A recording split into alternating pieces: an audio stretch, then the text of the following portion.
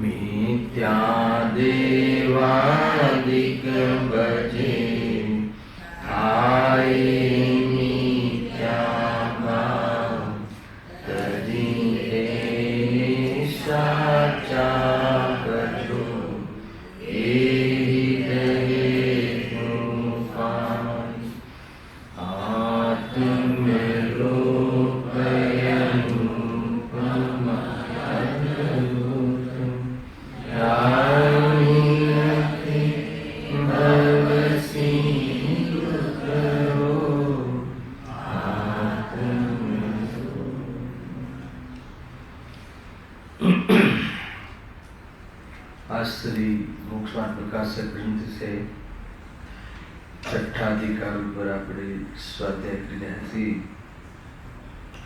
એમાં સૌપ્રથમ કુદેવના સેવનનો નિષેધનો મૂળ ટોપિક ચાલી રહ્યો છે। એના અંતર્ગત ગઈકાલે પેજ નંબર 173 પર ક્ષેત્રપાલ પદ્માવતી આદિને પૂજવાનો નિષેધ, એમાં કઈ लॉजिक की चर्चा थी चुकी है। मूल बात ये कही क्षेत्रपाल से, दहाड़ी से, पद्मावती आदि देवी से ये जैन मत ना भक्त से, जैन मत ने अनुसरे से, तो पछी एमने पूजन आदि करवानो शू दोष है, एमने पूजवामां शू दोष है। तो एक सामान्य बात करी थी कि भक्त से भगवान नहीं, पूज्य भगवान होय से भगत नहीं। बीजी बात एक करी थी कि संयम पूज्य से, ने देवगतिना देवोने संयम होतुं नथी। पछी एमना तरफथी बात आवी कि सम्यक दृष्टि तो छे ने, लेकिन वड़ी तेमने सम्यक मानीने पूजीए छीए। तो एमां पंडित जी कहे कि ये जे व्यंतर आदि देव से, क्षेत्रपाल आदि जे देव से, ये भवनात्रिक देव में जे उज्जे से, ये सम्यक दृष्टि त्यां उपजता नथी। भवन आदि में, भवनवासी आदि में सम्यक दृष्टि उपजता नथी। अहींया एम कह्युं हतुं एनी मुख्यता नहीं। तो एम कहे छे कि पछी सम्यक दर्शन तो थई शके ने। तो पंडित जी कहे छे कि जो तने सम्यक दर्शननी ओरथी तू पूजानी बात करे छे, तो सौधर्म आदि जे सर्वासिद्धिना देवो तो कन्फर्म सम्यक दृष्टि है ना। तो एने भक्ति ने आधार लईने एने विरोध कर्यो कि पण पद्मावती ने घणी भक्ति से। तो कहे कि अहींया जे सौधर्म आदि ने जो भक्ति ओછી है, पंच कल्याण बधा समारोह ये संपन्न करे छे, लेकिन भक्ति में पण नंबर 1 छे अने कन्फर्म सम्यक दर्शन छे। तो पछी एने केम पूछता नथी? अगर पूजવું હોય તો વ્યંતર આદि अर्थात तो क्षेत्रपाल आदि ने ज केम? ए बधी खूब चर्चा काले थई। अने मूल तो संयम पूज्य छे ए वात पर वचन लीधुं हतुं।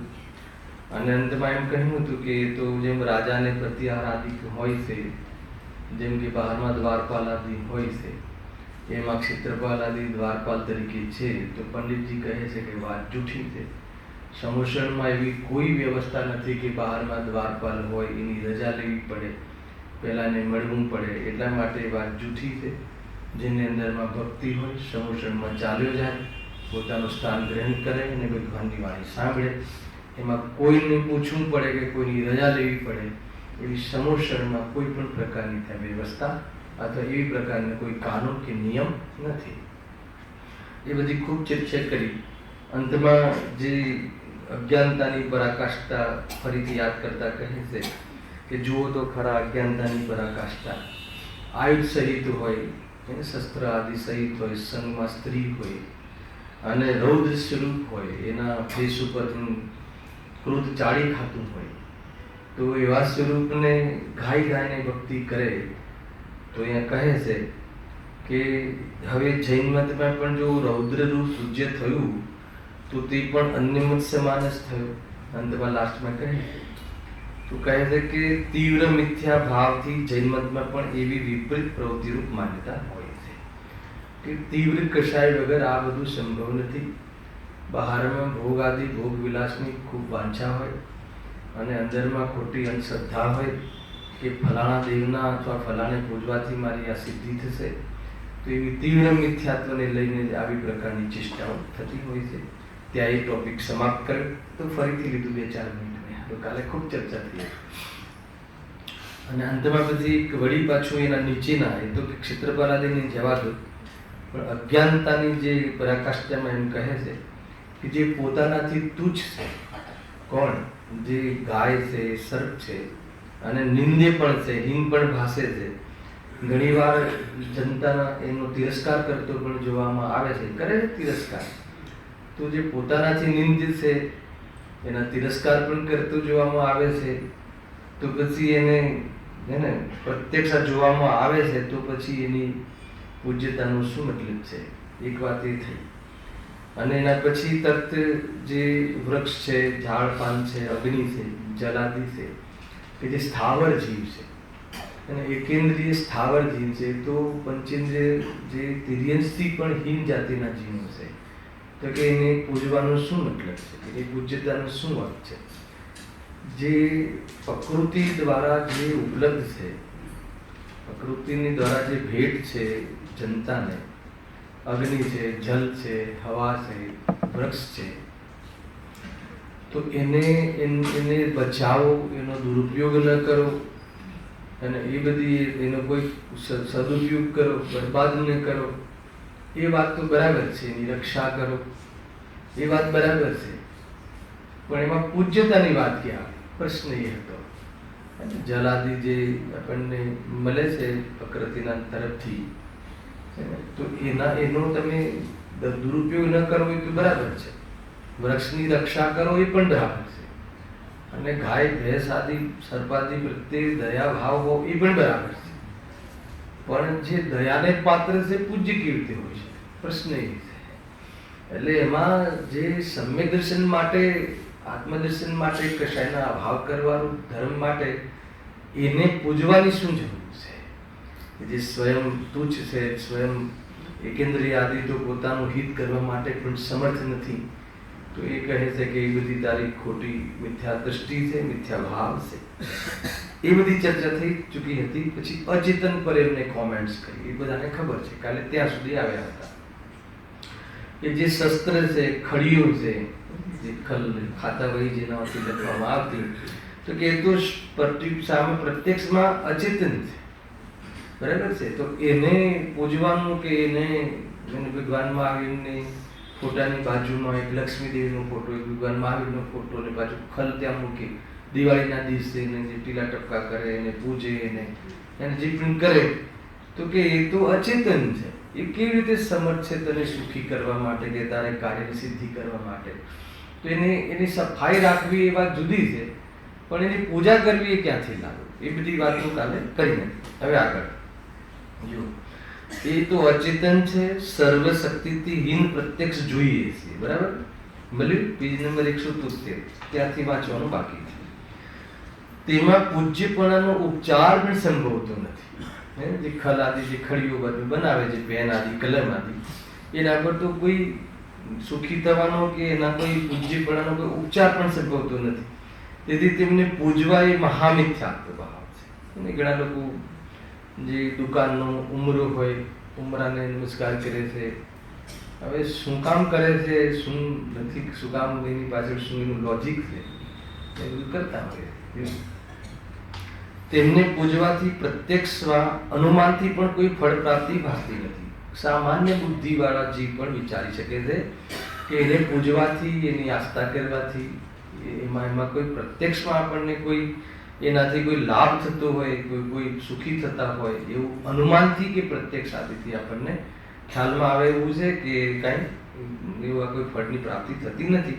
તો તેમને પૂજવા યોગ્ય નથી, છતાં પૂજે છે. એક પ્રકારથી તીવ્ર અંદરનો મોહ છે, અસમજ છે, અજ્ઞાન છે, એને લઈને આવી પ્રવૃત્તિ કરતો હોય છે. ભગવાન આત્મા ચૈતન્ય સ્વરૂપ સમયભર માત્ર દ્રષ્ટિ કરે, અનંત સંસારનો થાક ઉતરી જાય, એને ભવાંતરની સંતતિ અટકી જાય, એમાં લીન થઈ જાય તો ભવનો અભાવ થઈ જાય. એવા આત્માને ચૂકીને જે તુચ્છ અચેતન છે કે જેનામાં ન જ્ઞાન છે ન સુખ છે, એવા પદાર્થોનું લક્ષ્ય કરે, એવા પદાર્થોમાં એવી માન્યતા વિકલ્પ કરે, સંકલ્પ કરે અને એ તરફ ખોટી આસ્થાને લઈ અને પૂજવા આદિની પ્રવૃત્તિ ચેષ્ટા કરે, તો કહે છે કે એનાથી વધારે અજ્ઞાનતાની પરાકાષ્ઠાઓ શું હોઈ શકે. એને એક પ્રકારથી વિચાર માગી લે છે. અહીંયા હવે અંતમાં કહે છે, એ પ્રમાણે સર્વ કુદેવોને પૂજવા માનવાનો નિષેધ છે. દેવો છે એની વાત નથી. બુદ્ધિશ્રી વારંવાર આમ કહે, દેવ છે, જૈન ધર્મના અનુયાયી પણ છે, વાત એ છે, એમાં પણ નિષેધ નથી. કદાચ એવી વિશુદ્ધિ કે અંદરમાં ભાવ આવે તો મંદિર આદિની રક્ષા કરવાના પણ એમાં નિમિત્ત બનતા હોય છે, એનો પણ ના નથી. પરંતુ એ પૂજ્ય છે એ વાત ખોટી છે. કેમ કે પૂજ્ય તો વિતરાગતા છે, એમાં પરમાત્માનો કોઈ અંશ નથી કે જેના દ્વારા આપણે એને પૂજીએ. અર્થાત તો એને પૂજવાનો કોઈ પ્રયોજન નથી કે જેના કારણથી આપણને મોક્ષની પ્રાપ્તિ થાય, કાં તો પછી બહારમાં કોઈ લાભ આદિ પુણ્ય આદિ, અર્થાત તો બહારમાં લૌકિક લાભ થાય. બહુ ચર્ચા થઈ ચૂકી. આ સિદ્ધાંત મગજમાં રાખજો કે ભાઈ વ્યર્થ છે, જૂઠી માન્યતા છે.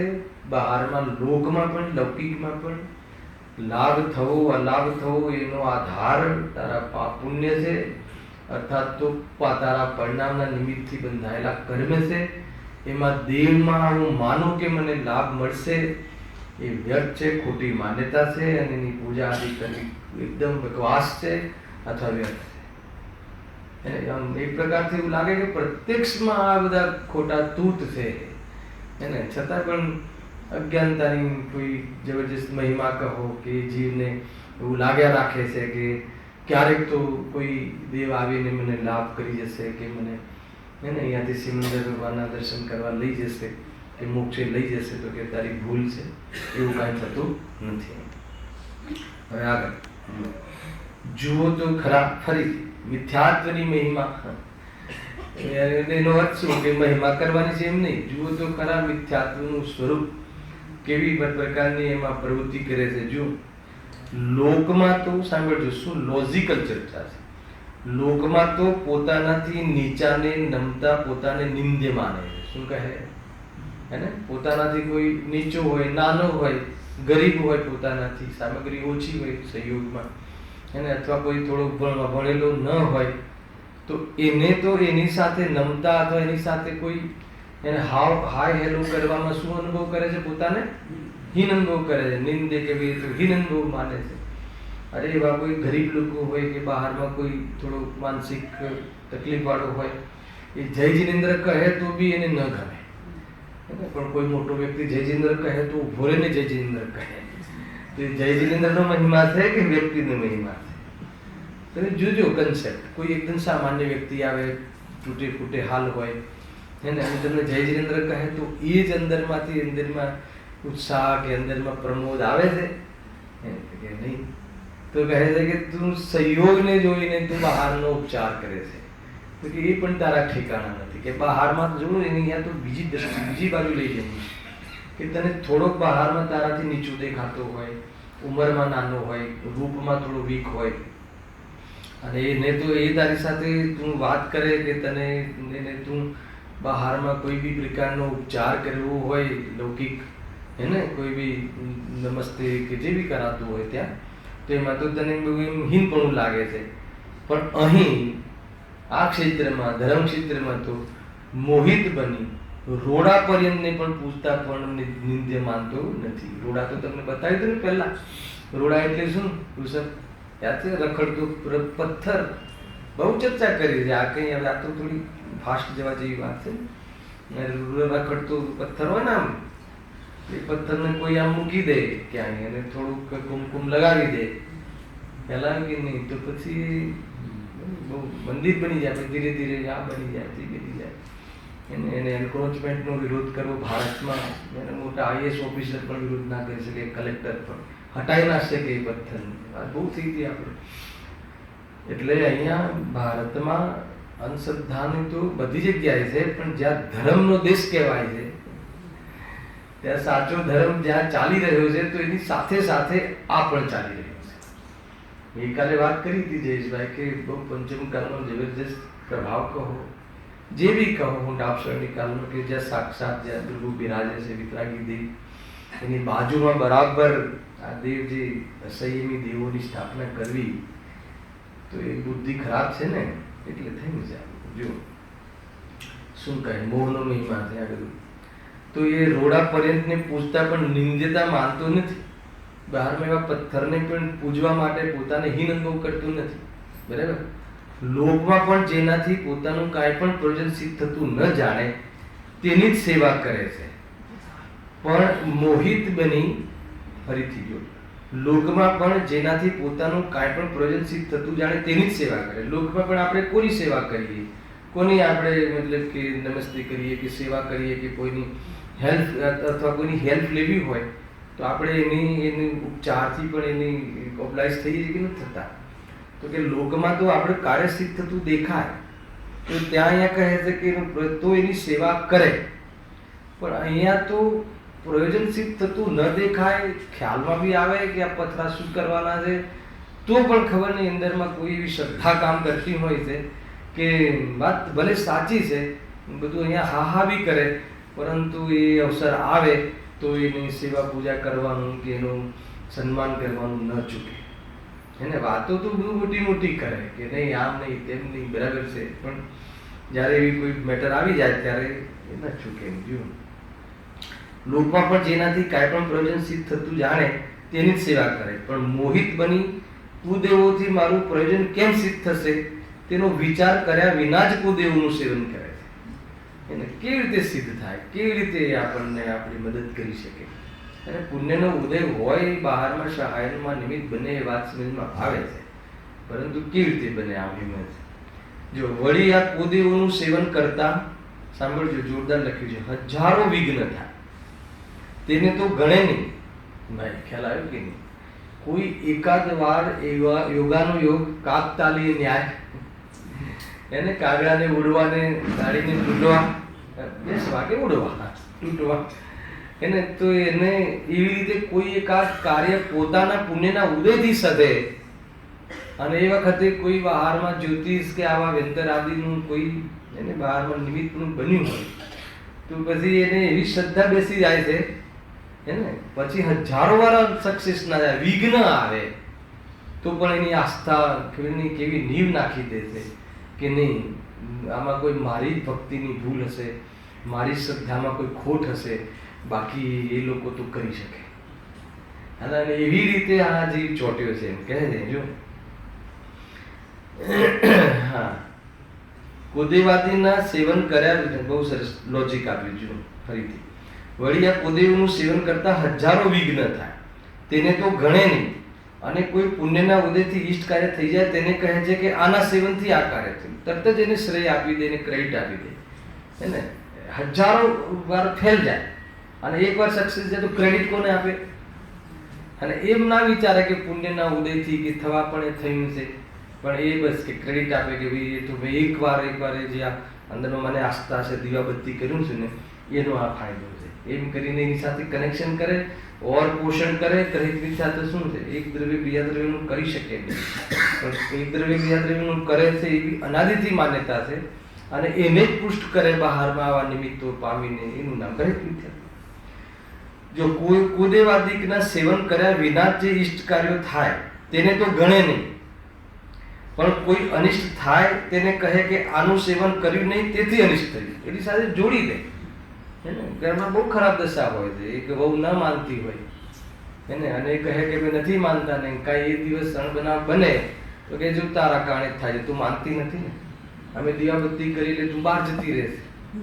ખ્યાલ આવે કે નહીં? એટલે જ કે આ બધું થયું છે, પણ એ સમજે નહીં કે કીર્તિ સંભવ છે, તારું જ કોઈ પાપનું ઉદય છે અને તને ક્યાં થયું છે. એ વાત તો બહુ મોટી છે, બહુ ઊંચી વાત છે. જે થાય છે સંયોગમાં એના થવા યોગ્ય એ પદાર્થની પર્યાય છે, પર પદાર્થની, અને તારામાં તેને જાણવા વાળા જ્ઞાનનું પરિણામ છે, અને જાણનાર છે એ જ તું છે. એટલે જાણવાનો સ્વભાવ છે, એનો કરવાનો સ્વભાવ તારો નથી કે એના દ્વારા તારું કાર્ય થાય એવી વસ્તુની વ્યવસ્થા નથી. કેટલું સુંદર અદભુત માર્ગ, એકદમ ત્યાં ને ત્યાં નિરાકુળ થઈ જાય. શરીરમાં રોગ આદિ દેખાય તો રોગ તો રાગીઓએ આપેલું નામ છે, ખરેખર એ તો પૂદગલનું એ પ્રકારે સ્વાભાવિક પરિણમન છે, અને વાસ્તવમાં સ્કંદની ઓળથી લઈએ તો અશુદ્ધ પરિણમન છે, અને એ દ્રવ્યની ઓળથી લઈએ તો એનું પૌદ્ગલિક પરિણમન છે. પણ એમાં આત્માનું કાંઈ લેવા દેવા છે જ નહીં. બતાવો, એક વાર તો બતાવો કે આમાં કોઈ ભૂલ હોય, વસ્તુ સ્વરૂપમાં અન્યાય હોય, એવું કાંઈ છે? જ્ઞાનીઓએ અનુભવેલા તત્વોમાં કોઈ મિસ્ટેક હોય એવું છે?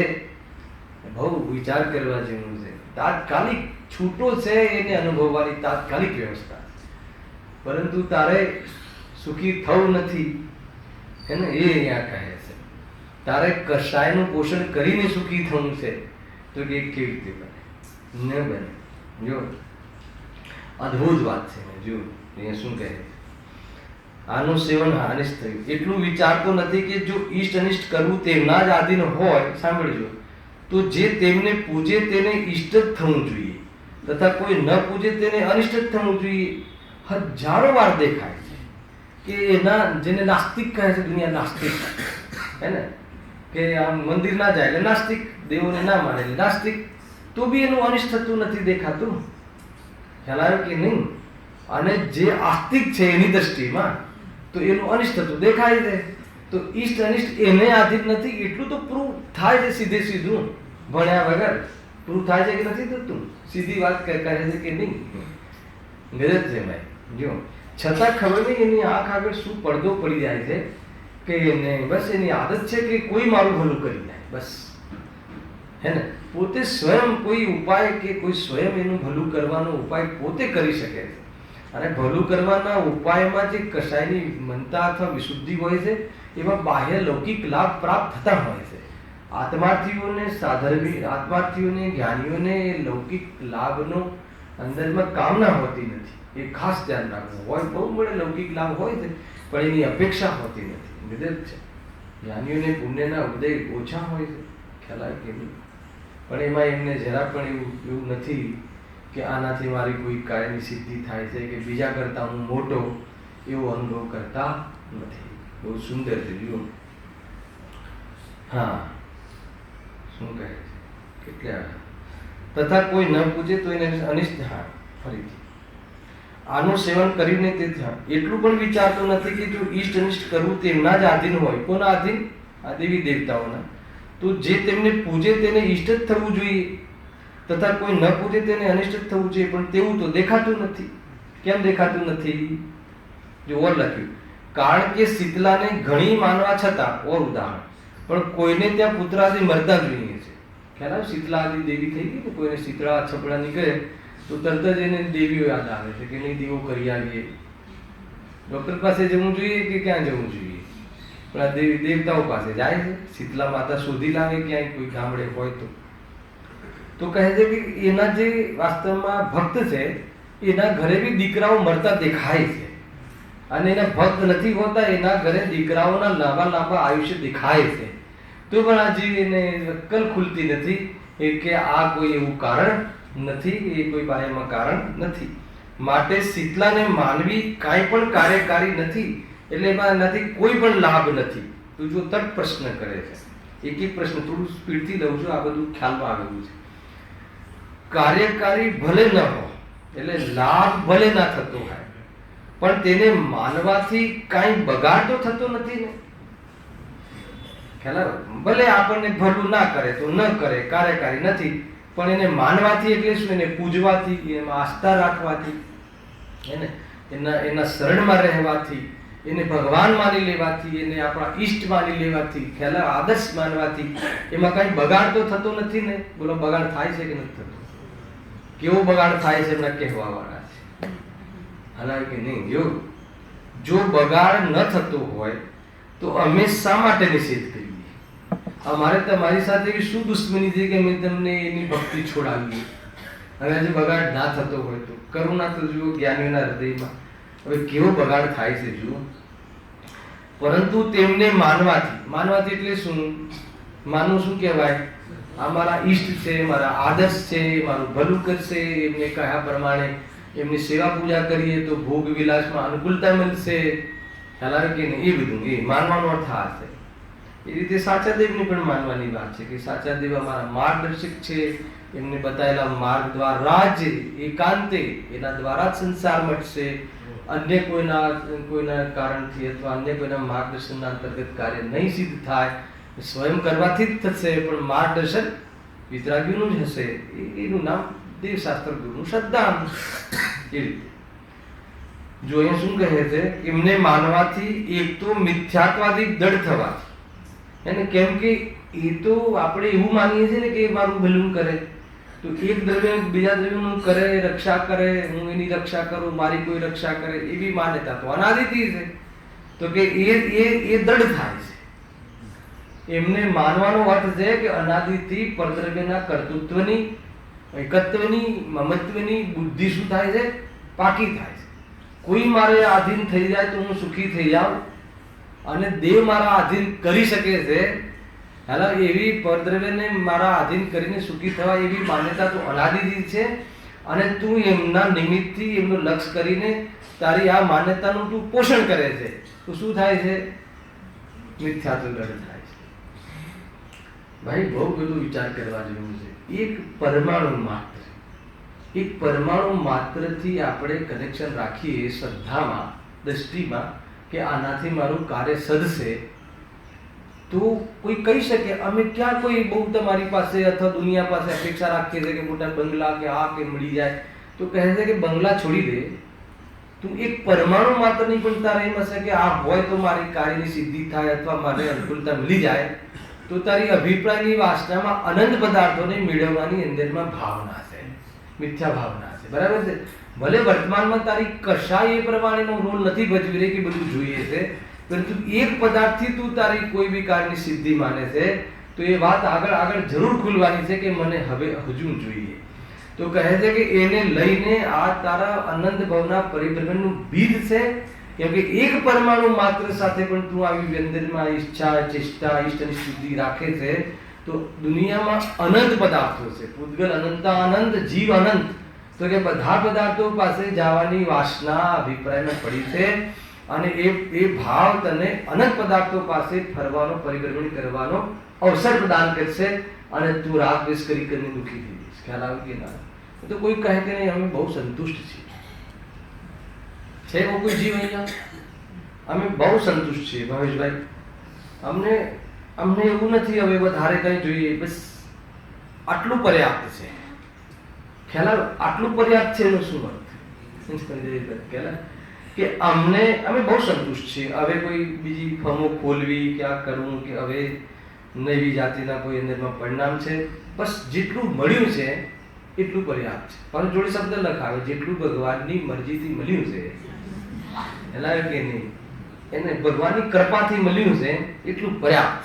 મને બતાવો કે એને એટલું જ પર્યાપ્ત છે કે એને અનંત પદાર્થોની અંદરમાં અભિપ્રાયનો વાસના કરી. ખ્યાલ હાલ કશાય એટલો રંગ નથી લાવી રહી મંદતામાં, એ વાત જુદી છે, પણ અંદરમાં અભિપ્રાયમાં જે પડ્યું છે મૂળમાં, એને લઈને જ્યારે કશાયને દાવ મળે છે ત્યારે એ અપેક્ષાઓ રાખે છે. અહીંયા હાલ ગેરંટીથી પ્રૂવ કરું, આપણામાં એવા કેટલાય લોકો બેઠા હશે, ઇવન મારા સાથે સહિત, કે આપણે નક્કી કરીને આવ્યા હોય દેશમાંથી કે 10,000 મળે પછી કાંઈ નહીં, બસ આપણે ને ભગવાન ને ગુરુદેવશ્રી, બસ બીજું કાંઈ નહીં. ખ્યાલ આવે કે નહીં? ઘણા લોકો, મને પોતાને આવો વિકલ્પ હતો કે આપણને 10,000 એ વખત તો બહુ, પછી તો આપણે બસ આપણું સ્વાધ્યાય કરવું ને ધર્મ ધ્યાન કરવું ને આપણે આત્માનું હિત કરવું. 10,000 ની જગ્યાએ 10 લાખ મળતા થઈ ગયા, તો પણ હજુ બસ એવું થાય છે તો કહે છે કે એ વખતે તારી કશાય બહારની મંદ હતી, પણ મિથ્યા તો તીવ્ર હતું કે 10,000 થી મારું કામ થાય છે. પકડમાં આવે છે. એટલે ટોટલ મોક્ષ માર્ગ પ્રકાશક મોહની મનતાની મુખ્યતા કહે છે, કશાયની મનતાની મુખ્યતા નથી કહેતું, સ્વરૂપના ની પુરુષાર્થના માટેના અવસર માટે. હલાવ કે નહીં? એટલે કોઈ કશાય તીવ્ર મન થઈ જાય, એને આટલું વાંચીને જાય અને ઘરમાં ક્રોધ આવી જાય તો ઘરવાળા બી કહે કે સાંભળીને આવ્યા પછી શું, તો બી ક્રોધ તો કરે છે. તો કહે છે કે વાત મનતા તીવ્રતાની નથી. એ વખતે આટલો ક્રોધ આવી જાય છે, અરે મને ક્રોધ આવી જાય છે, જે ક્રોધનો પક્ષ નથી, એ જે અંદરમાં તમારો જે અંદરમાં આપણું કાર્ય થઈ રહ્યું છે એ વાસ્તવિક કાર્ય છે. આ વાત તમે ધ્યાન રાખો. ડરવાની જરૂર નથી. કોઈ હું ક્રોધનું સમર્થન નથી કરતો, તમને કોઈ કશાયો વધી જાય સમર્થન નથી કરતો. ભૂમિકા નથી કશાયના અભાવની, કશાયના દ્રષ્ટિના અભાવની ભૂમિકા છે. એટલા માટે ગુરુદેવની મહિમા આવે છે કે ભાઈ તું પેલા દ્રષ્ટિમાં અભાવ કર. દ્રષ્ટિમાં અભાવ કર્યા પહેલા એટલી મંદ થઈ શકે. કેટલી મંદ થઈ શકે ભાવેશભાઈ? કોઈ ખાડ છાંટે ચામડી ઉતારીને તો મુહૂર્તક ના કરે એટલી મંદ થઈ શકે, પણ મોક્ષ માર્ગમાં એટલી મંદ કશાયની કોઈ કિંમત નથી. આવે છે કઈ હેલા આ કશાયની મને હું આટલી મંદતા છે મને કશાયની, એવો જે તને અંદરમાં મોહ પકડ છે કશાયની, એ તને તારો મોક્ષ માર્ગ રોકે છે, એ તને ખબર પડતી નથી. ખ્યાલમાં આવે રાજુભાઈ? એટલા માટે અંદરમાં એટેચમેન્ટ જે છે કશાયો સાથેની, ભોગો સાથેની, એના નિમિત્ત વાળા પદાર્થો સાથેની, પોતાની એક સમયની પર્યાય સાથેની જે અંદરમાં પકડ છે, એ પકડ અગર જો તારી ઢીલી નથી પડતી અથવા એ સંબંધી નિવૃત્ત કે ઉપેક્ષા કે ઉદાસીનતા નથી આવતી, તો સમજી લેજે કે કશાયની મનતા તો તે અનંતવાર કરી છે.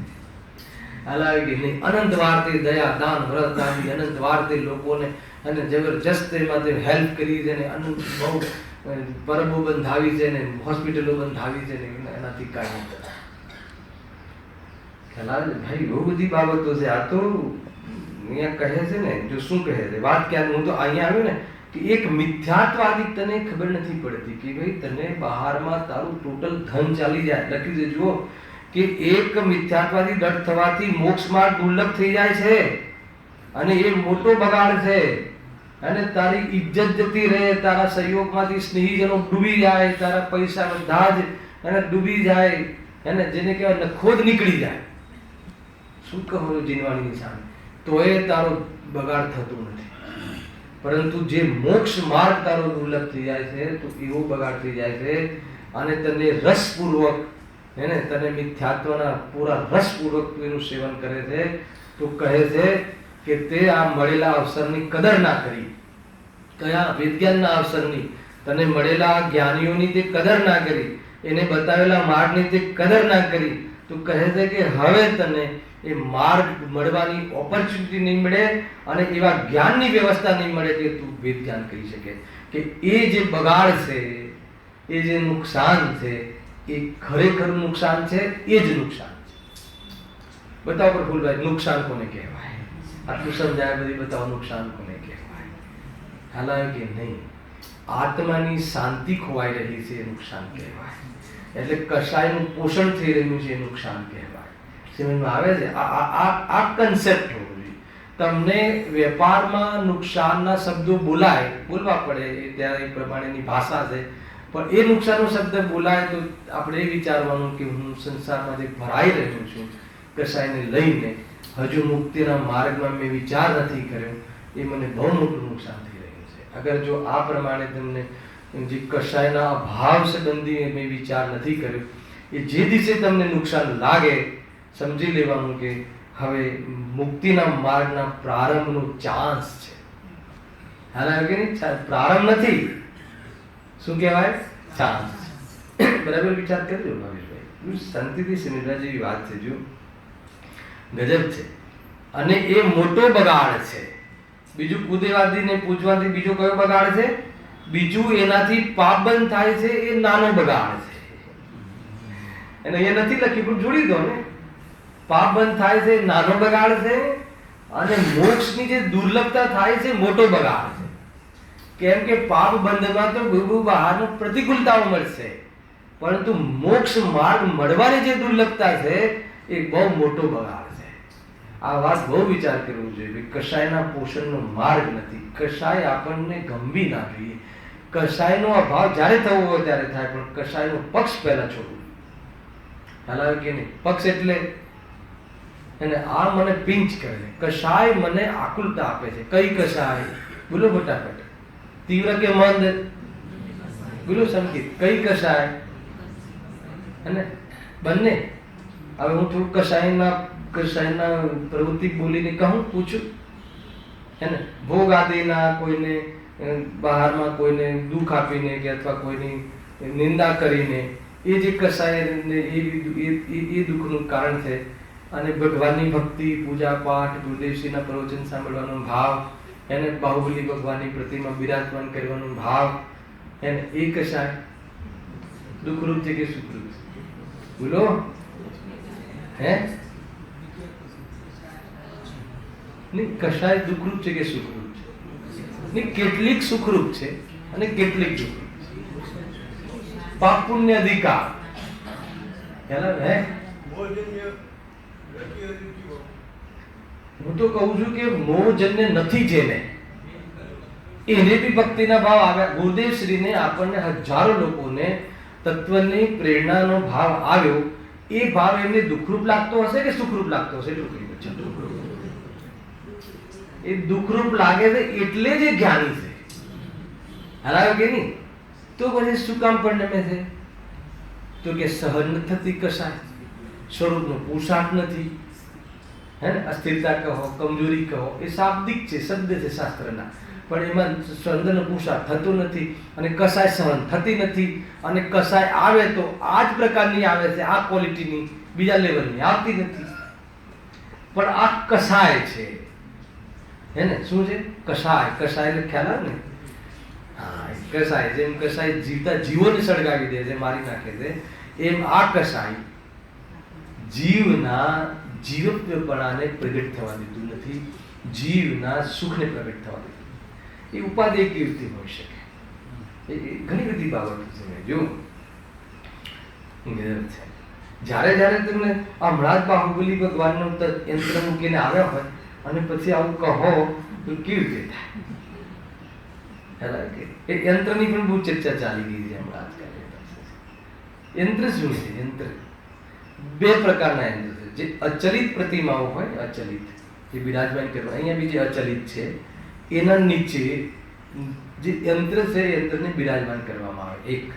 અને જ્યારે પ્રતિષ્ઠા થઈ જાય પછી ભગવાનની સામે પણ એક યંત્રને બિરાજમાન કરવામાં આવે છે. બે જગ્યાએ યંત્ર છે. જે મંત્ર શાસ્ત્ર છે, મંત્ર શાસ્ત્રના માધ્યમથી એક યંત્ર પર મંત્રોનું ઉચ્ચારણ હોય. હવે એ મંત્રો શું છે? તો બીજાક્ષર છે. એના પર જે લખેલું જે હોય છે ને, ઓમ રીમ ઓમ, જે બધું હે ને, એ બધા જ બીજાક્ષર છે. અને દરેક બીજાક્ષરનો અર્થ પંચપરમેષ્ઠી થાય. આ સ્વરૂપ છે ઓમથી લઈને દરેક બીજાક્ષરનો. એટલે એના ઉપર એ પવિત્ર કરે છે અને ત્યાં ભગવાનની સ્થાપના કરવાની છે. તો એવું મંત્રશાસ્ત્રના માધ્યમથી ત્યાં એને બિરાજમાન કરવામાં આવે છે.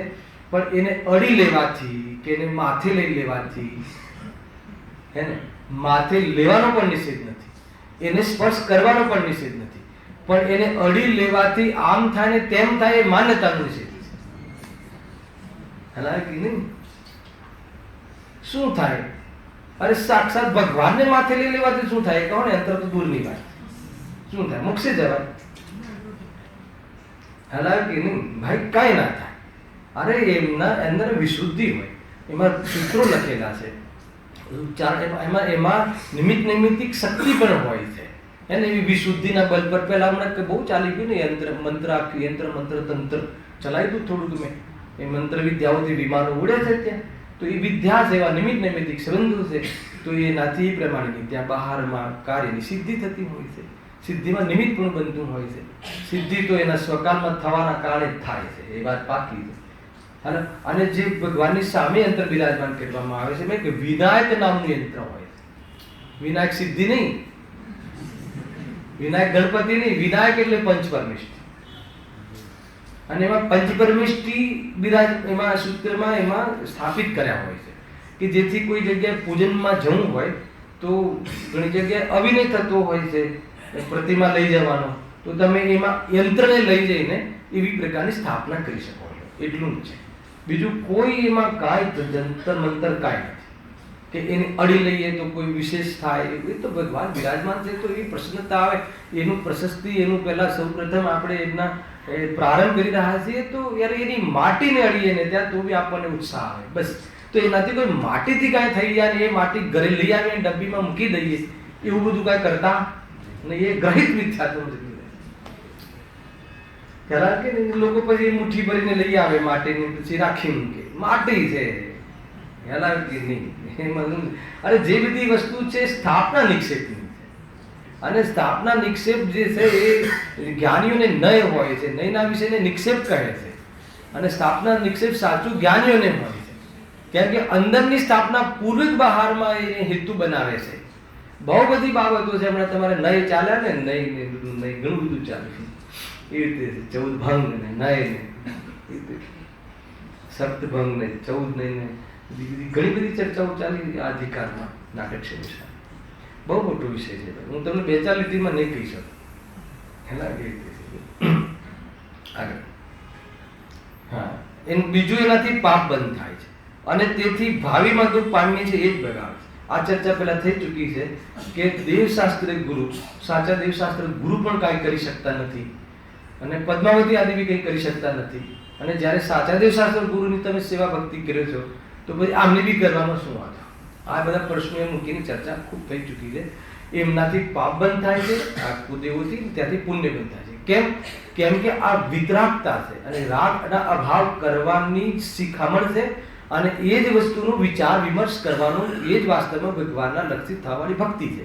અને અહીંયા ભોગોને પોષવાની વાત છે, અહીંયા રાગની પૂર્તિ કરવાની વાત છે. એટલે રાગની પૂર્તિ કરવું એ પાપ પરિણામ છે, એટલે પાપ બંધ થાય છે. ક્લિયર? બરાબર છે. આગળ વધીએ છીએ. થોડું ફરથી કહી દઉં છું, કેમ કે રવિવારે થોડા એડિશનલ એડ ઓન થાય છે નવા લોકો બી, તો એને એટલું ભાવ આવે છે, દયા ભાવ, કરુણા ભાવ. આપણે કોણ કરુણા કરી શકતા હશું? જ્ઞાનીઓને એવું થતું હોય છે, એમને લખ્યું હોય છે, એટલે આપણે એની ચર્ચા કરતા હોઈએ છીએ.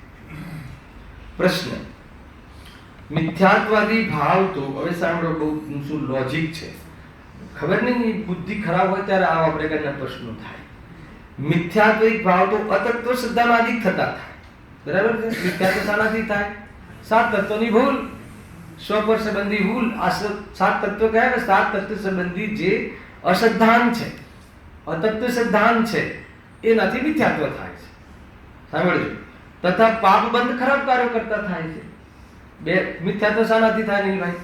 તત્વની ખોટી શ્રદ્ધા કરવાથી અને અતત્વ સિદ્ધાંત કરવાથી, બરાબર? જે સાચા 7 તત્વો છે એની અતત્વ શ્રદ્ધા, એની ખોટી શ્રદ્ધા કરવાથી, વિપરીત શ્રદ્ધા કરવાથી મિથ્યાત્વ થાય છે. અને પાપ શાનાથી થાય?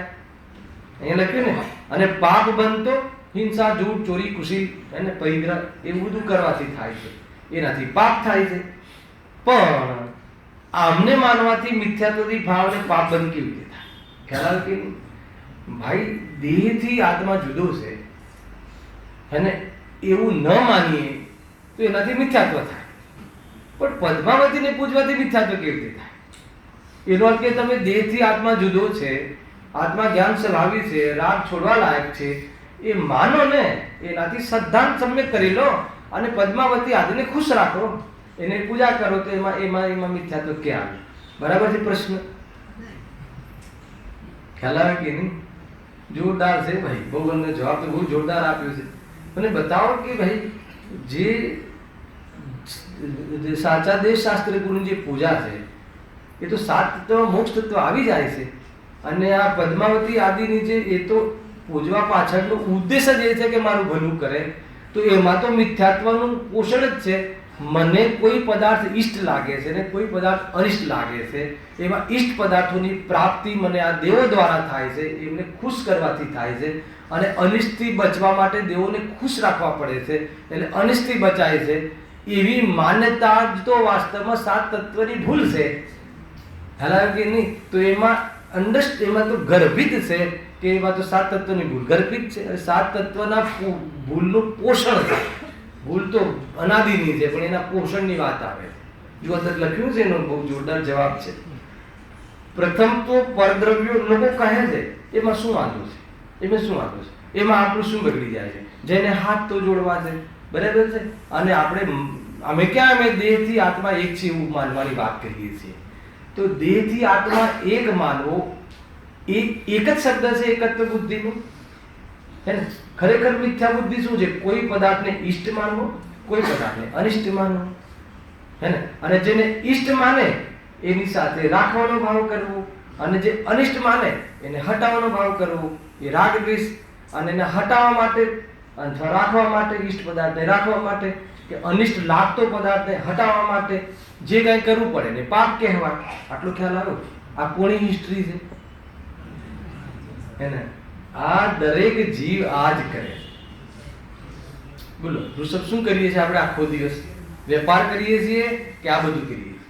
વેપાર તો જરિયા છે, બહારમાં ભોજન આદિ ક્રિયાઓ તો માધ્યમ છે, પણ એના માધ્યમથી આપણે મિથ્યાત્વ, આ મને ઈષ્ટ છે, આ મને અનિષ્ટ છે, આ મળી જાય તો હું સુખી થઈ જાઉં, આ હટી જાય તો હું સુખી થઈ જાઉં. તો પર પદાર્થમાં ઈષ્ટ અનિષ્ટની કલ્પના તો બેસાડી રાખી છે, એને વારંવાર વિચારવાનું નથી. અને એ કલ્પનાના બલ પર, એને એક કલ્પનાના આધાર પર, એ મૂળના આધાર પર ઈષ્ટ લાગતા પદાર્થોને રાખવા માટે શું કરે છે? રાખવાનો ભાવ કરે છે, તો એને રાગ કહેવાય. અનિષ્ટ પદાર્થને હટાવવાનો ભાવ કરે છે, એને દ્વેષ કહેવાય. અને રાગ દ્વેષની પૂર્તિ અર્થે શું કરે છે?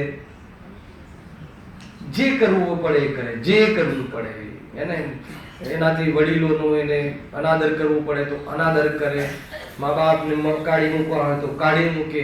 એને એમ લાગે કે હવે એને આટલો સરસ ફ્લેટ છે અને મા બહુ જૂની દેખાય છે, તો પછી માને અહીંયા રહે તો એના કરતાં એને મૂકી આવીએ તો આપણે સોસાયટીમાં પોશ ગણાવીએ, અને સોસાયટીમાં કંઈક.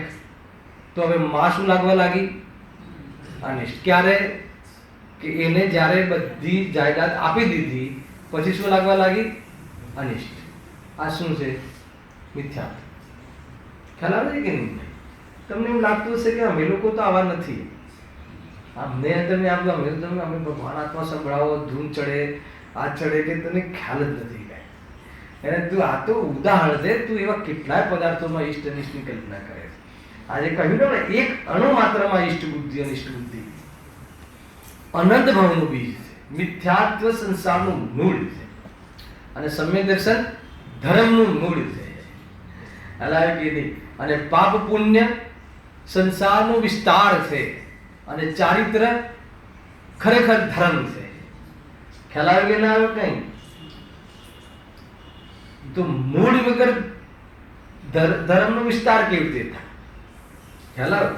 તો અને મૂળ ભાવ વગર સંસારનો ભાવ કેવી રીતે થાય? બે બાજુ મૂળ જોઈ લેજો. એટલે શ્રદ્ધાનો રોલ જીવનમાં, મોક્ષ માર્ગમાં, સુખી થવામાં માર્ગમાં શ્રદ્ધાનો મુખ્ય રોલ છે. આ વાત તમે ધ્યાનમાં રાખજો. જગતને શ્રદ્ધા સાથે કાંઈ સંબંધ નથી. જગતને ક્રિયા અને પરિણામ સાથે સંબંધ છે. ખ્યાલ કે નહીં? જગતમાં ક્રિયા અને પરિણામની જરૂરત છે. અને પરિણામ બી ક્યારે કરે? મૂળ તો ક્રિયા. પ્રફુલભાઈ સારી ક્રિયા કરે છે, આમ જોઈએ તો 3 પ્રદક્ષિણા ડિસિપ્લિનથી ફરે છે, આ છે તે છે, બરાબર છે. ખ્યાલ આવે કે નહીં? અને પછી પૂછે કે તમે આટલી બધી ડિસિપ્લિન રાખો છો, તો કહે કે ભગવાન તો જ ખુશ થાય. પતી ગયું. ખ્યાલ આવે કે નહીં? ભાઈ આમે મેં બહુ વાર કહેલું છે. આ તો જ્યારે આપણને કોઈ જનતાને તો ક્રિયાથી મતલબ છે. હવે શું માને છે કે કઈ નહીં, કરોડ રૂપિયા આપ્યા ને, મંદિરમાં 5 કરોડ આપ્યા ને, વાત પતી ગઈ. અમને તો એનાથી મતલબ છે. જગતને ક્રિયાથી મતલબ, શ્રદ્ધાથી મતલબ નથી. હલાવ્યું કે નહીં? તમે શું માનો છો? એમાં ધર્મ માનો છો કે કર્મ માનો છો? એનાથી શું મતલબ? પૈસા આપે છે, બહુ થઈ ગયું, વાહ વાહ કરો. એને દીકરો કુંવારો હોય તો પરણાવી દો ને આપણી છોકરીની જોડે. કાંઈ સમજે નહીં, કશું નહીં, કંઈ ઠેકાણા નહીં. ખ્યાલ આવે કે નહીં? આ રીતે. અને બહુ તો જગતને પરિણામોની ખબર પડે. એને એ તો વાતચીત થાય જ્યારે કારોબારી સાથે વાત કરે કે ભાઈ તમે કરોડ રૂપિયા 2-5 કરોડ મેં આપ્યા છે, તો મારું નામ મોટા અક્ષરે લખજો, જોડે મારા દીકરા દીકરી જમાઈઓ, હજુ એક નવો જમાઈ થયો, બધા નામ લખી લેજો, નામ આપી સુવર્ણ અક્ષર. તો એના પરિણામની ખબર પડી ગઈ. તો ખ્યાલ આવે કે આના પરિણામ બરાબર નથી. પણ હવે એનાથી એ ધર્મ માને છે કે એ નથી માનતો ધર્મ, એ એની અભિપ્રાયની વાત છે. અને જગતને અભિપ્રાયથી મતલબ નથી, પણ આપણને અભિપ્રાયથી મતલબ છે. મોક્ષ માર્ગમાં અભિપ્રાયથી મતલબ છે. દાન કેટલું આપે છે એનાથી મતલબ નથી. એટલા માટે ભાઈ જે પણ કંઈ આ વાત થાય છે ને એ અભિપ્રાયની વાત છે. એટલે અહીંયા કહ્યું ને કે કોઈ પદાર્થોને પરદ્રવ્યોને, હા, પ્રથમ તો પરદ્રવ્યોને ઈષ્ટ અનિષ્ટ માનવા એ જ મિથ્યાત્વ છે. બરાબર છે? કારણ કે કોઈ દ્રવ્ય કોઈનું મિત્ર શત્રુ છે જ નહીં. એટલે કોઈ મિત્ર, કોઈ પદાર્થ પ્રતિકૂળ અનુકૂળ છે જ નહીં. વળી જે ઈષ્ટ અને પદાર્થ મળે છે એટલે બહારમાં અનુકૂળ પ્રતિકૂળતાઓના જે ટોપિકો, ઘટનાઓ બને છે એમ, તેનું કારણ તો પુણ્ય પાપ છે. માટે જેમ પુણ્ય બંધ થાય પાપ બંધ ન થાય તેમ કરો. શું કહે છે કે અરે બહારમાં જે તને જે થાય છે તો પાપ પુણ્યથી છે, તું કુદેવ પાસે શું કામ જાય છે? જો એ લખ્યું છે, જો કર્મના ઉદયનો પણ નિશ્ચય ન હોય અને કેવળ ઈષ્ટ અનિષ્ટ બાહ્ય કારણોના સંયોગ વિયોગનો ઉપાય કરે તો પણ કુદેવને માનવાથી ઈષ્ટ અનિષ્ટ બુદ્ધિ કઈ દૂર થતી નથી, પરંતુ કેવળ બુદ્ધિને જ પ્રાપ્ત થાય છે. શું કેવું થાય છે? આમાં ખ્યાલ આવે છે? સમજાવું આમાં કે માની લો કે તમારે બહારમાં કોઈ પૈસાની જરૂર છે, વેપાર જરૂર છે, તો એના ઉપાય માટે વેપાર કરે એમ કહે છે. માનો કે તમને કર્મની વાત ખબર નથી, કર્મ દેખાતા નથી, કર્મ કોને જોયા છે, પાપ પુણ્ય કર્મ ક્યાં ફરે છે, ચલો ઠીક છે, તમને એનો નિશ્ચય નથી, તમને એનો નિર્ણય નથી, તો કમસે કમ તું પૈસા માટે શું કર? વેપાર કર. એના ઉપાય માટે ધંધો કર, નોકરી કર, એ કર. પણ એના માટે કુદેવ પાસે જવાની શું જરૂર છે? હજુ કોઈ વેપાર આદિ કરતો દેખાય તો સમજમાં આવે કે ઉપાય, બાહ્ય ઉપાય એ રીતના હોય છે. બરાબર છે? પરંતુ કુદેવ પાસે જવામાંથી તો કોઈ બહારમાં કોઈ ઈષ્ટ અનિષ્ટની પ્રાપ્તિ નહીં થાય, ઉપરથી ઈષ્ટ અનિષ્ટ બુદ્ધિનું પોષણ થશે. ખ્યાલ આવે કે નહીં? અને બીજું, એના માટે જે બી તારે એની જે તારી ઈચ્છા પૂર્તિ અર્થે જે પણ તું કંઈ કરીશ એ બધાથી પાપ બંધ થશે. તો કહે છે કે એનાથી કાંઈ નહીં થાય એમ નહીં, એના પૂજન ને સેવન કરવાથી મિથ્યાત્વનું પોષણ થાય છે અને પાપ બંધ થાય છે. આ બે વાત બરાબર રાખજો. પણ શું નથી થતું? જોડે એ બી કહી દઉં હર્ષદભાઈ, શું નથી થતું? કાર્યની સિદ્ધિ થતી નથી. કુદેવો આદિના પૂજનથી, ભક્તિથી, આસ્થાથી એકમાત્ર એકાંતે આનંદ ભાવ બગડે છે. હાલાકી નહીં, અર્થાત એમાં મિથ્યાત્વનું પોષણ થાય છે અને વધારામાં એનાથી કસાયની પોષણ કરવાની પ્રવૃત્તિ વૃત્તિ હોવાથી પાપ બંધ થાય છે. પણ એનાથી મને કોઈ લૌકિક લાભ થઈ જાય, કાં તો મને મુક્તિમાં કોઈ થોડો સપોર્ટ મળે, એવું કાંઈ થતું નથી. પદ્માવતી મને હાથ પકડીને મુક્તિની નજદીક લઈ જાય, કે ક્ષેત્રપાલ મને એમાં પ્રવેશવા માટે શ્રીમંત ભગવાનની પરમિશન લઈ આપે, એવી કોઈ પણ પ્રકારની ત્યાં વ્યવસ્થા આદિ નથી. એટલા માટે તું આ બધી ભ્રમણા અને ભય છોડી દે. ખરેખર તો જે આગળ બહુ વાર આવી ગયું કે તું ભયથી પૂજે છે, તને બહુ ડર રહે છે અને લોભથી પૂજે છે, તો કે બંને વસ્તુ કે તું અવડાય છે, આડોડાય છે, છોડી દે. નહીં તો શું થઈ જશે રાજુભાઈ? અહિત થઈ જશે. આ ભાવ મફતનો ચાલી જશે. બસ એ વાત મુખ્ય છે. જો એ કુદેવો કોઈને ધનાદિક આપતા કે ખૂંચવી લેતા જોવામાં આવતા નથી, તેથી બાહ્ય કારણ પણ નથી. એ તો એ વાત બી થઈ હે ને? કોઈ દેવ આવીને લઈ લે ધન આદિ, કે કાં તો તમને ખોવાયેલું ધન આપી જાય, એવું પણ બનતું નથી. એવું બનતું દેખાય તો એની પાછળ પાપ પુણ્ય કામ કરે છે. આપણું કોઈ પુણ્યનો ઉદય હોય તો કોઈ દેવને એવું વિચાર આવે કે આ મારો સાધર્મી હતો અને અત્યારે તકલીફમાં છે, પણ એના ઘરમાં ખૂણામાં બાપાએ રૂપિયા દબાવ્યા છે, દાટ્યા છે, તો કહી દઉં કે અહીંયા છે ધન, એટલું કરે. પણ એટલે આપણે એને પૂજવા લાગવાનું. વાત ક્યાંથી આવી? એટલે એની પૂજા કરવા લાગવાની. જીવને કઈ જ સમજ નથી પડતી. ના ના, આપણને લાભ તો કરે, એ લાભ છે, એનાથી મુક્તિ મળશે. ના ના, મુક્તિ તો નહીં મળે, પણ તો બતાવો શું મળશે? સંગીત સુખ મળશે. તમારી પાસે જે ધન છે એનાથી સુખ મળે છે, હે? સુખનો આભાસ મળે. જો કે પ્રફુલભાઈ કેટલી અપડી છે. હાલાકી એનાથી શું મળે? તોડાવીને મંદિરમાં આપી દો કાલે, એનાથી કાંઈ ના મળે. અરે વાત એમ નથી. હાલાકી નહીં, આપવા લેવાની વાત નથી. અહીંયા આપી દેવાથી કે મુક્તિ થઈ જશે એમ નથી. અરે એનાથી સુખ તો એકમાત્ર આત્માના લક્ષથી મળે છે, આત્માના આશ્રયથી વિતરાગ થવાથી મળે છે, કશાય છોડવાથી મળે છે. એની અવેરનેસ ન અનુભવાય એનાથી સુખ મળે છે. એક બી પદાર્થની મને જરૂરત ન ભાસે એનાથી સુખ મળે છે. અને ક્યારે ન ભાસે કે જ્યારે હું મારું પૂર્ણ સ્વરૂપને અનુભવ કરું, જેવું મારું સ્વરૂપ છે ને જેવું પરનું સ્વરૂપ છે એવું યથાર્થ સિદ્ધાંત થઈ જાય તો જ એ વસ્તુ સંભવ છે, નહીં તો સંભવ નથી. કેટલી સરસ વ્યવસ્થા છે તત્વની. બોલો ચંદ્રકાંતભાઈ, આમાં શું ભારે લાગે છે?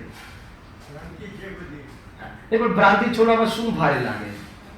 દીકરો કહે છે કે નહીં હમણાં તમે થોડી ભ્રાંતિ રાખી મૂકો, નહીં તો તમે ચાલ્યા જશો તો અમારું શું થશે? અચ્છા, એ ભ્રાંતિ રાખે કે છોડે એનાથી હું ચાલ્યા જવાનું અટકી જશે. અને કોઈના ચાલ્યા જવાથી કોઈનું કઈ અટક્યું છે? ગુરુદેવજીનું દ્રષ્ટિના નિધાનમાં લખ્યું છે તને પર પદાર્થો વગર તો અનંતવાર ચાલ્યું છે. ચાલ્યું છે કે નહીં? શરૂઆતમાં એવું લાગે મમ્મી પપ્પા વગર ના ચાલે, પછી મમ્મી પપ્પાનો વિયોગ થાય છે તો એના વગર નથી ચાલતું. ભોજન છોડી દે છે, શોખ છોડી દે છે. શું છોડી દે છે બતાવો? એટલે કોઈ બ્રહ્મા ના રહેતા. ખ્યાલ આવે ભાઈ, કઈ કોઈ કશું નથી થતું. કેટલાય નેતાઓ અને વડાપ્રધાનો આવીને જતા રહ્યા, પણ બધું જેમ ચાલે છે એમ ચાલવાનું છે.